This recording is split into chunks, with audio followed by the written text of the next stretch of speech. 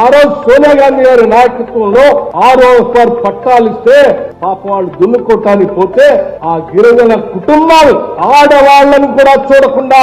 చెట్టు కట్టేసి కొట్టినటువంటి నువ్వు ఈ రోజు బయటకు వచ్చి మాట్లాడుతూ ఉంటే సిగ్గు అనిపిస్తా ఉంది. ఇందిరమ్మ ప్రభుత్వంగా, ప్రజా ప్రభుత్వంగా, పేదల ప్రభుత్వంగా ఇందిరా పవర గిరిజన వికాసం అనేటువంటి పథకాన్ని పెట్టి 12,500 కోట్ల రూపాయలతో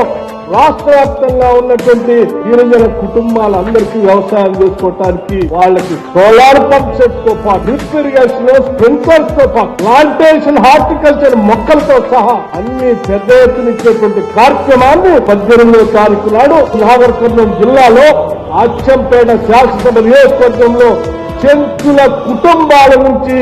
రాష్ట్ర ముఖ్యమంత్రి రేవంత్ రెడ్డి గారు ఈ పథకాన్ని ప్రారంభించబోతా ఉన్నారు. ఇది ఈ ప్రభుత్వానికి ప్రజల పట్ల ఉన్నటువంటి చిత్తశుద్ధి.